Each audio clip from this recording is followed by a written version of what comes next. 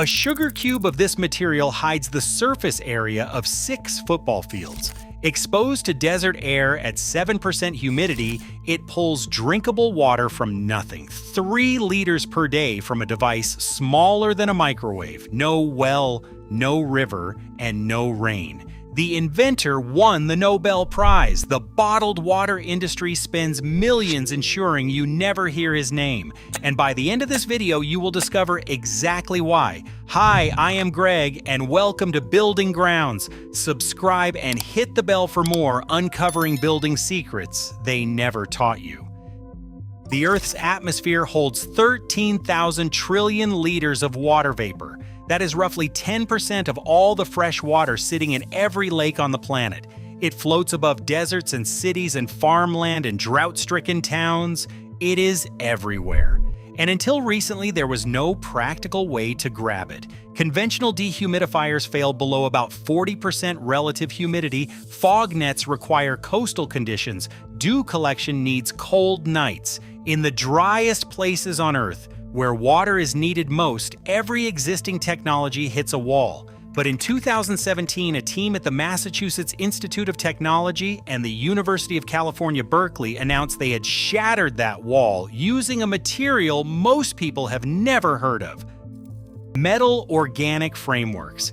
The name sounds like industrial jargon. The reality is something closer to molecular architecture. Imagine a crystalline lattice where metal atoms serve as joints and organic molecules serve as beams. Together they form a structure riddled with billions of nanoscale pores. These pores are so numerous that a single sugar cube-sized piece of this material contains an internal surface area equivalent to 6 football fields. Water molecules in the air are drawn into these pores through adsorption. They cluster inside, they accumulate.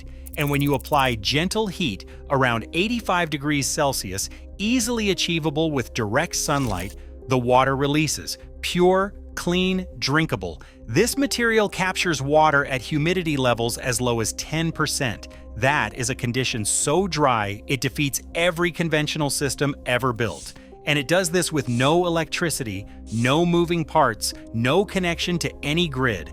The physics is extraordinary, but what matters is who discovered it and what happened when he proved it worked in the real world. The man behind this breakthrough grew up thirsty. Omar Yaghi was born in Amman, Jordan in 1965. Running water in his neighborhood was available only a few hours each week. Families filled containers and rationed every drop. Water was not an abstraction for him. It was a daily negotiation with scarcity. At 15 years old, his father told him he must go to America to study. Within the year, young Omar arrived alone in Troy, New York, with limited English and no connections. He enrolled at Hudson Valley Community College, taking courses in English and basic science. From there, he transferred to the State University of New York at Albany, and eventually earned his doctorate at the University of Illinois at Urbana-Champaign. A postdoctoral fellowship at Harvard followed. In 1995, Yaghi achieved something the scientific community had declared impossible. He successfully crystallized metal organic framework structures, linking metal ions with organic molecules through strong bonds to create stable, porous materials. The establishment said it could not be done, that these syntheses would only produce useless amorphous solids. Yaghi proved them wrong. He named the new field reticular chemistry. The word reticular means net-like, describing how molecular building blocks can be stitched together into extended frameworks with designed precision. From that single breakthrough, over 100,000 distinct metal organic framework structures have been synthesized by researchers worldwide. In 2025, Omar Yaghi received the Nobel Prize in Chemistry, shared with Richard Robson and Susumu Kitagawa. A child who rationed water in Jordan became the chemist who figured out how to pull it from thin air. Then he proved it worked in the hottest deserts on Earth. In 2017, the first solar-powered water harvester was published in the journal Science. The device used a zirconium-based material called MOF801. Sitting on a rooftop in Cambridge, Massachusetts, it captured 2.8 liters of water per kilogram of material per day at 20% humidity. It was powered entirely by natural sunlight. No batteries, no compressors, no external energy of any kind. The next year, the team moved to Scottsdale, Arizona. Daytime humidity dropped to 8%. Temperatures soared past 100 degrees. The device still produced water. The researchers demonstrated that scaling was as simple as adding more material. Twice the material meant twice the water. Then came MOF303, an aluminum-based framework 150 times cheaper than the original zirconium version and capable of absorbing twice as much water. This was the moment that changed the economics entirely. Aluminum is abundant. The synthesis is straightforward. The raw sorbent material costs roughly $40. In 2019, the team ran field trials in the Mojave Desert east of 29 Palms, California. Temperatures exceeded 80 degrees. Humidity dropped to 10%. The harvester pulled between 0.7 and 1 liter of water per kilogram per day. On the single driest day, when humidity fell to just 7%, a level that qualifies as functionally impossible for any other water technology on Earth, the device still produced water. 6 ounces per kilogram from air so dry it cracked the ground beneath it. By 2022, an adaptive harvester design achieved 3.5 liters per kilogram per day, a 169% improvement over earlier models. In 2023, the team tested in Death Valley National Park, the hottest and driest location in North America. A passive device with no electricity and no moving parts still harvested clean water. Laboratory analysis confirmed 0 traces of metal contamination or organic compounds. The water was ultra pure.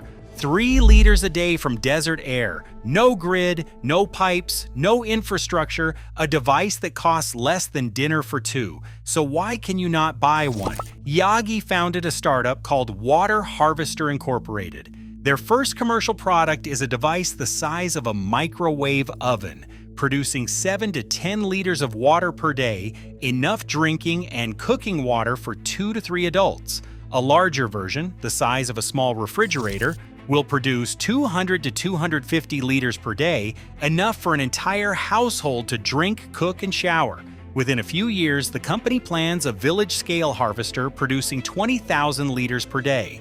MOF303 cycles in just 20 minutes under mild temperature swings. The aluminum-based material is cheap and globally available. The sorbent itself costs about $40 in raw materials. Now compare that number to the industry it threatens. The global bottled water market was valued at approximately $289 billion in 2025. It was projected to approach $500 billion by 2034. Americans alone purchased nearly 16 billion gallons of bottled water in 2023. Rows and rows of plastic bottles stacked on warehouse shelves stretched to the ceiling in every supermarket in every city in the country. A one-time $40 sorbent that generates free water for years versus an industry that sells the same molecule at 2,000 times the cost of tap water.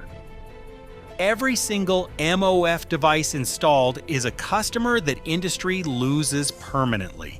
Nearly $300 billion a year does not disappear quietly. For decades, the world's largest water bottler operated by extracting public groundwater for almost nothing, pouring it into plastic bottles, and selling it at an enormous markup. In Michigan, one company pumped more than 130 million gallons of water per year. 4.8 million bottles per day rolled off factory lines.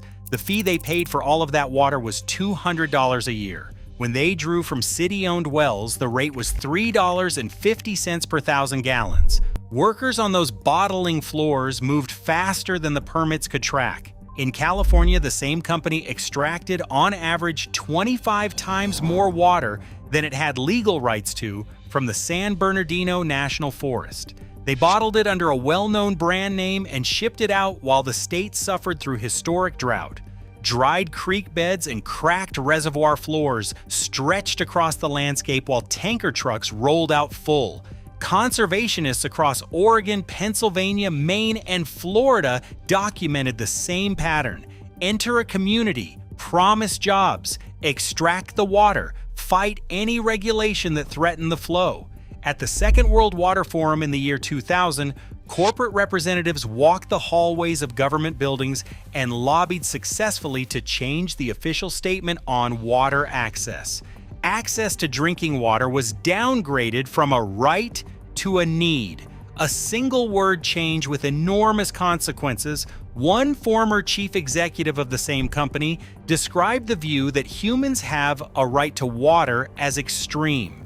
Executives in boardrooms made decisions that rippled across continents. In 2021, the North American water bottling operation was sold to a private equity firm for $4.3 billion. The brand name changed, the extraction model did not, and the lobbying never stopped. Because the existence of a $40 device that pulls free water from desert air represents the single greatest existential threat this industry has ever faced. The technology exists, the science is proven, the water is clean, but in the United States there is no federal framework for atmospheric water harvesting. The technology sits in a regulatory void so complete it might as well not exist. American water rights law is governed state by state through systems designed centuries ago. Riparian doctrine and prior appropriation both assume water comes from a surface source or an underground source. Rivers, lakes, aquifers. Water harvested from air has no legal category. It fits nowhere in the existing framework. Regulators stare at applications and have no box to check. Some Western states still restrict even rainwater collection. Colorado only legalized residential rain barrels in 2016. Inspectors are shaking their heads at blueprints for systems they have never been trained to evaluate. If catching rain off your own roof required an act of legislation, imagine the bureaucratic maze surrounding a device that generates water from humidity itself. The Food and Drug Administration regulates bottled water under federal food safety law, but no pathway exists for certifying water harvested by metal organic frameworks, not because it is unsafe. The lab results prove it is among the purest water ever tested. The pathway does not exist because no one has written the standard. Building codes assume water arrives through municipal pipes. No plumbing code in America accommodates water generated at the point of use. The International Residential Code has no provision. The International Energy Conservation Code offers no compliance credit. Contractors cannot install what inspectors cannot approve, and inspectors cannot approve what their training never covered. The absence of regulation is itself the regulation. If there is no pathway to certify it and no agency tasked with approving it, then a $300 billion industry gets to keep selling you something the air gives away for free. Meanwhile, the rest of the world is moving, and America is standing still. Saudi Arabia is actively collaborating with Yagi's team on deployment of MOF water harvesting systems across the Arabian Peninsula. The United Nations reports that 2.2 billion people worldwide lack access to safe drinking water. By 2050, nearly half the world's population will live in water-stressed regions. Countries facing existential water crises across the Middle East, North Africa, and Sub-Saharan Africa are investing in the very same technology America's regulatory system refuses to recognize. Yagi founded a company called Atoko in 2020 to commercialize metal organic frameworks known as MOF for both carbon capture and water harvesting. Multiple startups worldwide are now racing to bring atmospheric water devices to market, but the deployment targets are developing nations and foreign partners, not the American consumer, not the families in Flint or Phoenix or the Central Valley of California where wells are running dry and bottled water trucks line up on dusty roads. The pattern is painfully familiar. German engineers adopted earth tube cooling systems decades ago, while American building codes pretended the technology did not exist. Swiss researchers solved radon filtration concerns for $40, while American regulators used radon as justification to block Earth contact air systems entirely. Now, the same dynamic plays out with water. The technology was invented at MWA.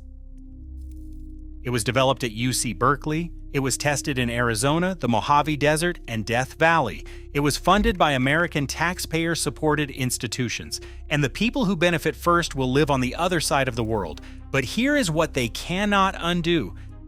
The science is published. The research sits in the pages of Science, Nature Water, and ACS Central Science. Peer-reviewed, replicated independently, open to anyone on Earth who cares to read it. The synthesis of MOF303 is documented in academic literature available from any university library. Aluminum salts and common organic linkers are the building blocks. Open source communities and garage engineers are already experimenting with sorbent-based water harvesting at small scale, building prototypes on workbenches and testing them in backyard conditions. The bottled water industry can lobby regulators, it can fund opposition research, it can buy shelf space and political access and change the language of international declarations. But it cannot unpublish a Nobel Prize. It cannot change the physics of adsorption. It cannot prevent a crystalline lattice from capturing water molecules at 7% humidity in a desert where nothing else works. Omar Yaghi grew up thirsty in Amman, Jordan. He arrived in America alone at 15 with nothing but determination. He spent 40 years solving the problem that defined his childhood, and the solution now exists in published journals that anyone on Earth can access. No corporation holds a monopoly on the atmosphere. No government controls the humidity above your home. The atmosphere holds 13,000 trillion liters of water. It replenishes constantly through the hydrological cycle. It belongs to no board of directors. It flows through no meter. It requires no permit to breathe. The knowledge survived because physics does not care about lobbying budgets or regulatory capture or quarterly earnings reports. It simply works. It worked in the Mojave when the air was so dry, instruments could barely register moisture. It worked in Death Valley, where the thermometer read higher than anywhere else on the continent. It worked in Scottsdale, when humidity hit 7% and the earth cracked beneath the sun. The air has been holding your water. It has always been holding it. If this changed how you think about construction, subscribe to Building Grounds with Greg. Please watch the next video appearing on your screen right now.